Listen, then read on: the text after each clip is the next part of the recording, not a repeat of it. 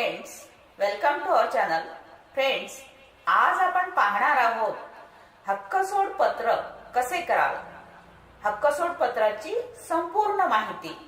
Friends, video पूर्ण बघा, like, comment, share करा आणि सबस्क्राईब करायला अजिबात विसरू नका. तर चला पाहूया आपण हक्कसोड पत्राची संपूर्ण माहिती. आपली स्वकष्टार्जित तसेच वडिलोपार्जित मिळकत असते. कधी कोणता प्रसंग येईल हे कोणालाही सांगता येत नाही. त्यामुळे आपल्या मिळकतीचे व्यवहार ज्ञान मुलांना तसेच आपल्या कुटुंबाला देऊन ठेवण्याची वेळ आली आहे. हक्कसोड पत्र कुणाकुणाला करता येऊ शकते? वडिलोपार्जित मिळकतीचे हक्कसोड पत्र करण्यासाठी काय करावे लागते? तसेच हक्कसोड पत्र करण्यासाठी मुद्रांक शुल्क व नोंदणी फी किती लागते? वडिलोपार्जित मिळकत म्हणजे कोणती मिळकत? अशा सर्व प्रश्नांची उत्तरे आपण या व्हिडिओमध्ये बघणार आहोत. तसेच वडिलोपार्जित मिळकतीचे हक्कसोड पत्र केले नाही तर काय होईल? स्वकष्टार्जित मिळकतीचे हक्कसोड पत्र करता येते का? तसेच हक्कसोड पत्र तयार करण्यासाठी कोणकोणत्या कागदपत्रांची आवश्यकता असते, म्हणजेच कोणकोणते डॉक्युमेंट्स रिक्वायर्ड असतात? तर या सुद्धा प्रश्नांची उत्तरे आपण या व्हिडिओमध्ये बघणार आहोत. एखाद्याच्या मिळकतीत असलेला हक्क नसलेला किंवा वादग्रस्त असलेला हक्क, अशा वेळी तो हक्क सोडण्यासाठी हक्कसोड पत्राचा दस्तऐवज करून त्या दस्तऐवजाची दुय्यम निबंधक कार्यालयात नोंदणी करणे आवश्यक असते. अशी नोंद केलेल्या दस्तऐवजाद्वारे हक्क सोडल्यास दुसऱ्यासह हिस्सेदार व्यक्तीचा त्या मिळकतीतला हक्क वाढतो. हक्कसोड पत्रास बेदावा पत्र, परिमोचन पत्र तसेच रिलीज डीड असेही म्हटले जाते. बऱ्याचदा सहहिस्सेदार आपल्या त्या मिळकतीतला हक्क किंवा हिस्सा दुसऱ्याच्या लाभात मोबदला घेऊन किंवा विना मोबदला सोडून देतात. कोणत्याही मिळकतीत असलेला हक्क सोडण्यासाठी असे हक्कसोड पत्र तयार केले जाते.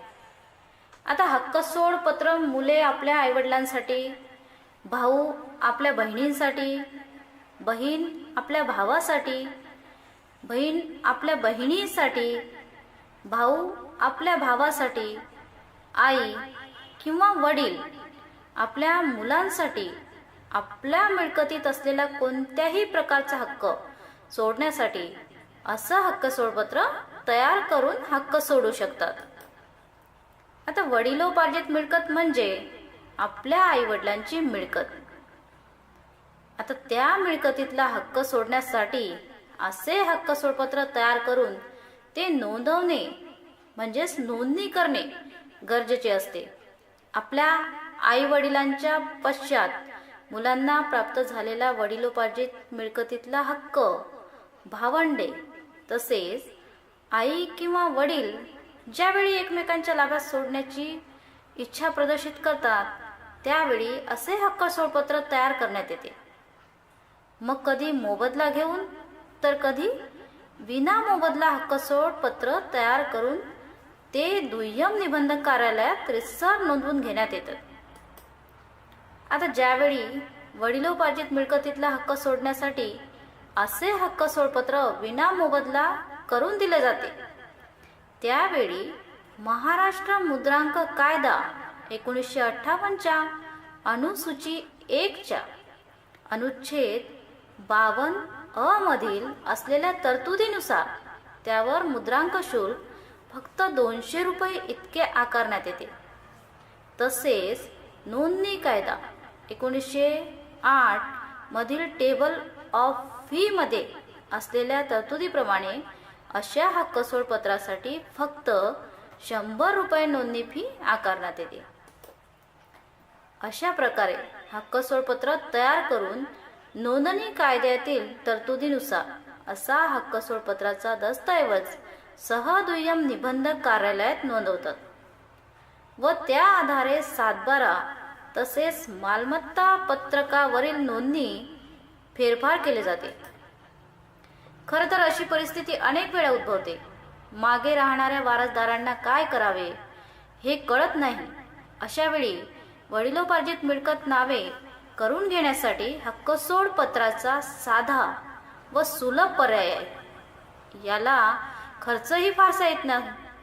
हक्कसोड पत्र करताना मृत्यूचा दाखला, वारस प्रतिज्ञापत्र अथवा वारस प्रमाणपत्र त्यासोबत जोडून देणे आवश्यक असते. तसेच वडिलोपार्जित मिळकतीचे 7/12, 8अ चा उतारा तसेच मालमत्ता पत्रक हे सुद्धा दस्तासोबत जोडून देणे आवश्यक असते.